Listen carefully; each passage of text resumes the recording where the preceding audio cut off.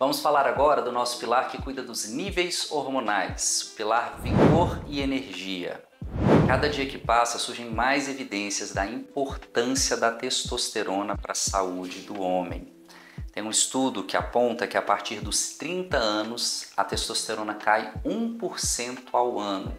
Aos 40 anos, cerca de 20% dos homens já vão ter sintomas relacionados à queda de testosterona. Esse número sobe para 30% aos 50 anos e esses valores vão se tornando cada vez maiores com o avançar da idade. Conhecida como o hormônio da libido, na verdade a testosterona impacta em diferentes aspectos da saúde masculina. E é sobre isso que a gente vai conversar. No que diz respeito à testosterona e saúde sexual, como eu já falei, a testosterona é famosa por ser o hormônio do desejo sexual e realmente esse é um efeito muito importante deste hormônio, mas não é o único. A testosterona tem um efeito direto na saúde do pênis e de diferentes formas. Primeiro, ela ajuda a evitar a atrofia do órgão, porque ela ajuda a manter a saúde da musculatura lisa que nós temos no pênis. Além disso, ela atua na saúde vascular do pênis, nos vasos do pênis, porque ela ajuda na regeneração do endotélio, que é a parte do vaso que produz o óxido nítrico. Essa substância é essencial para que a ereção aconteça. Então você pode entender aqui como que quando diz respeito à saúde sexual, a função da testosterona extrapola em muito simplesmente dar desejo, simplesmente dar libido para o homem. Ela mantém também a saúde do órgão genital masculino. Testosterona e músculos. A testosterona é também conhecida pela sua ação nos músculos do corpo. O efeito é direto na produção de proteína muscular.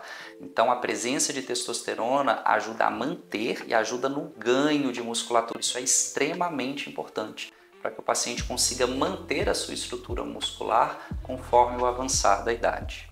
Testosterona e composição corporal. Aqui novamente uma atuação extremamente importante da testosterona. Então ela não atua só nos músculos, a testosterona também atua na distribuição da gordura corporal. Ela ajuda a reduzir o acúmulo de gordura na região abdominal, especialmente a gordura que está por dentro do abdômen, entre os órgãos. Essa é a gordura visceral, extremamente perigosa, muito associada à arteriosclerose. A testosterona, sim, tem uma ação direta na gordura corporal, então uma relação direta com a obesidade. Aqui eu quero fazer um parênteses da importância dos níveis hormonais para a gente combater e evitar a obesidade. O que acontece? O paciente obeso, ele perde a testosterona porque a gordura do corpo transforma a testosterona em estradiol, em outro hormônio. Então isso faz a testosterona cair. E essa testosterona baixa, como eu expliquei agora, também contribui para o acúmulo de gordura. Então a gente tem aqui um ciclo vicioso, onde a obesidade contribui para a queda do hormônio e a queda do hormônio contribui ainda mais para a obesidade. Essa relação é tão importante que a endocrinologia hoje classifica uma síndrome associada a esse quadro, que é a síndrome MOSH. Essa é a síndrome que associa a queda dos níveis hormonais com o aumento da gordura corporal e, consequentemente, da obesidade. Então é muito importante, no processo de perda de peso, que os níveis hormonais sejam acompanhados muito de perto. Testosterona e ossos. Também está muito bem estabelecida a relação entre bons níveis de testosterona e saúde óssea. A testosterona atua nos ossos, contribuindo para a formação de proteína óssea e a mineralização dos ossos, ou seja, o aumento do cálcio no osso. Junto com o estradiol, atuam diretamente garantindo a saúde dos ossos. Baixos níveis de hormônio acabam levando a quadros de osteoporose. É uma relação tão clara que a Sociedade Americana de Endocrinologia preconiza que se um homem tem níveis baixos de testosterona e apresenta osteoporose, ele deve primeiro ter os seus níveis de testosterona recuperados, em seguida ter a saúde óssea novamente avaliada, para depois ser determinado um tratamento para osteoporose, porque muitas vezes nesses homens o tratamento da osteoporose é justamente a melhora, a normalização dos seus níveis hormonais. Testosterona e saúde cerebral. Então, como a gente conversou no início do vídeo, a testosterona tem uma ação direta no cérebro, aumentando a libido, o desejo sexual, mas essa não é a única função desse hormônio. A testosterona está associada diretamente à performance do cérebro, melhora a cognição, que é a capacidade de raciocínio claro e lógico, melhora a memória, melhora a capacidade de resolver problemas. Essa associação é tão forte que existe um estudo muito interessante de Harvard que pegou homens, tá, do mercado aí corporativo em diferentes fases da carreira, em diferentes momentos da sua carreira, ocupando diferentes cargos e dosou o nível hormonal desses homens. Ficou muito claro ali no trabalho que homens que ocupam cargos mais altos, que recebem mais promoções, que têm maior tendência a evoluir positivamente na carreira, têm níveis hormonais mais altos. Deixou claro a relação entre performance no trabalho e níveis hormonais satisfatórios. Esses são então os principais efeitos, não são os únicos, mas os principais efeitos da testosterona no corpo como um todo. Você pode perceber que isso vai muito além da libido. Eu acho importante nesse vídeo também a gente esclarecer alguns mitos relacionados à testosterona. Primeiro mito: testosterona causa câncer de próstata. Isso não é verdade. Os estudos são bem conclusivos de dizer que a testosterona não vai causar um câncer de próstata.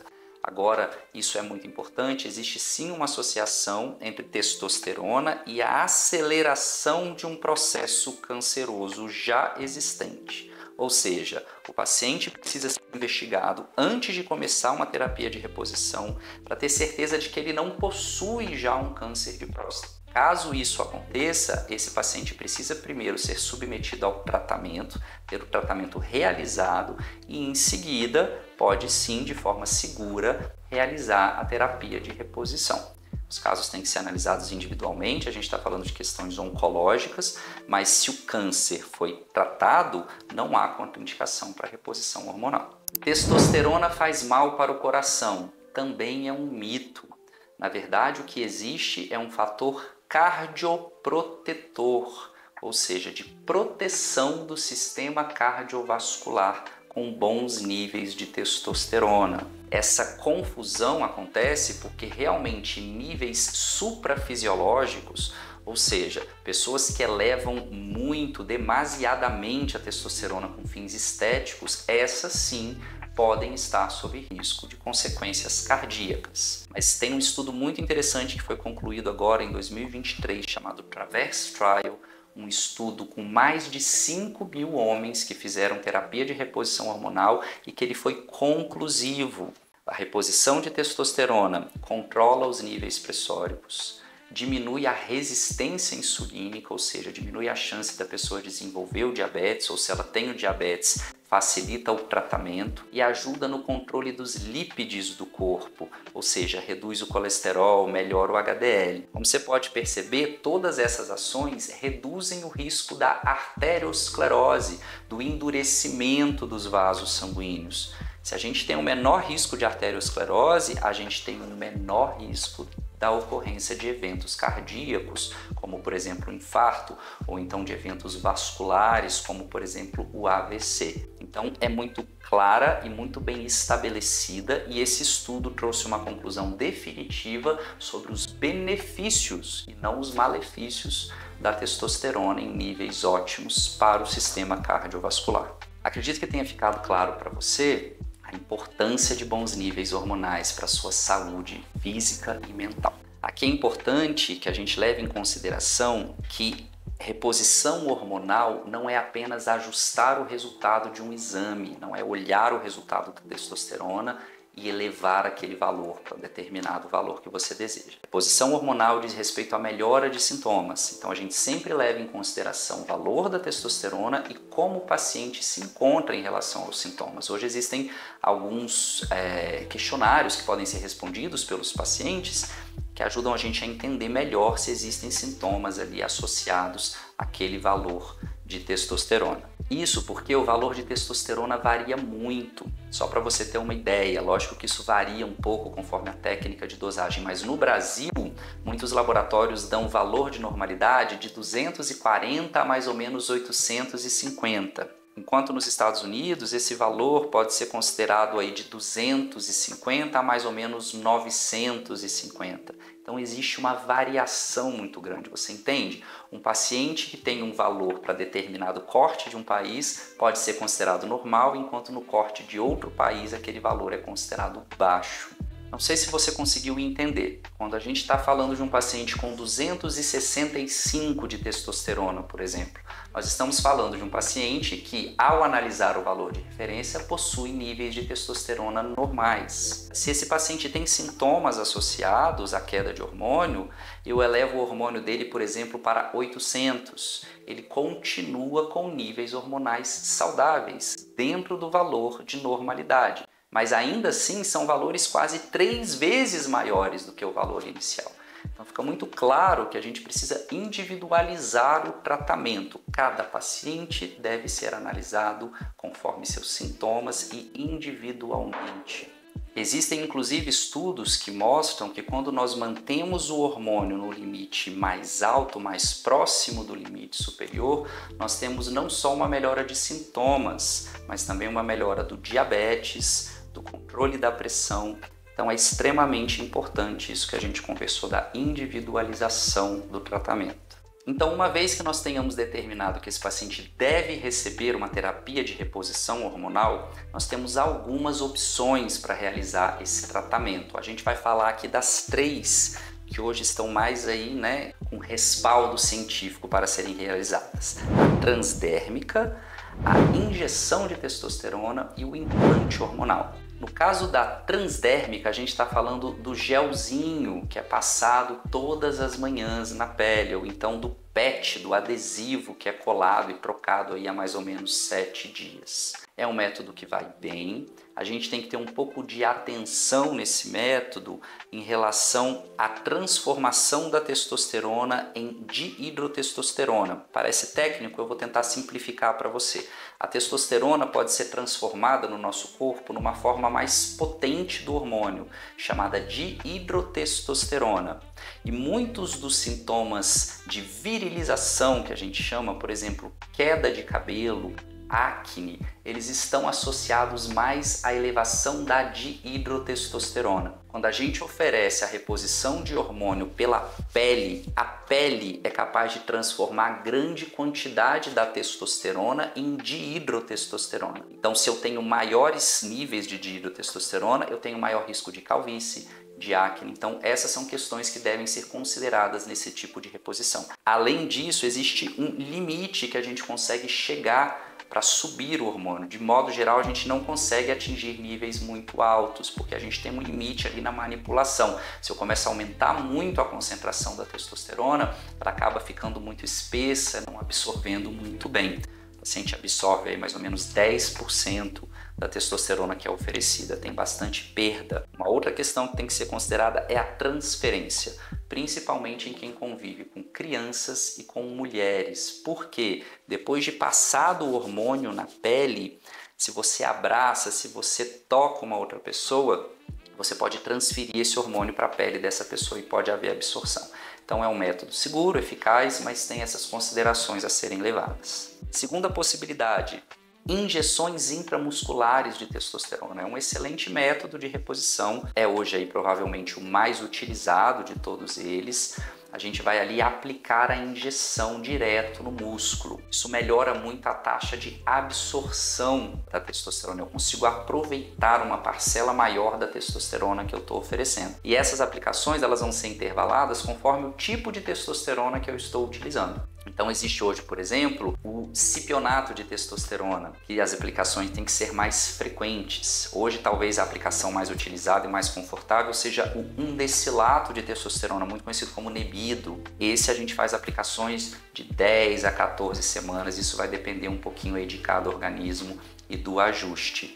No caso dessas aplicações, os níveis que a gente atinge, né, o nível máximo que a gente atinge de testosterona é melhor do que o nível máximo que a gente atinge no gel. Então, se a gente tem uma testosterona baixa, a gente quer subir bastante o valor, seria uma opção mais confiável do que o gel. Além disso, é também mais confortável, porque o gel precisa ser aplicado todos os dias de manhã, exige disciplina, a pessoa precisa lembrar e se programar. Já a injeção, uma vez a cada 3 meses. E é justamente pensando nesse conforto que foram criados os pellets de testosterona ou implantes de testosterona. Pellet nada mais é do que a testosterona cristalizada em forma de um cilindrinho, como um comprimidinho cilíndrico. A gente faz um cálculo de quantos pellets daquele o paciente vai precisar receber e esse pellet é colocado no subcutâneo, na gordurinha por baixo da pele, através de um procedimento rápido, feito em consultório, leva aí 15, 20 minutos. O paciente está liberado para casa e a ideia do pellet é oferecer conforto, porque de um modo geral os novos pellets só precisam ser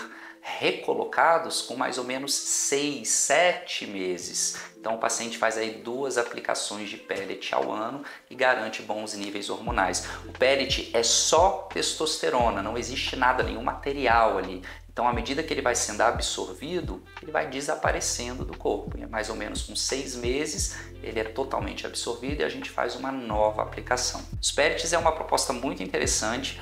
Os pellets sofreram aí um certo preconceito por um tempo pelo abuso que foi feito, né, pela superindicação do procedimento, pelo uso abusivo de testosterona, mas é um método muito seguro, muito eficaz. Tenho grande satisfação em oferecer para os pacientes porque realmente é muito confortável. A gente faz 2 aplicações e o paciente passa o ano aí super bem.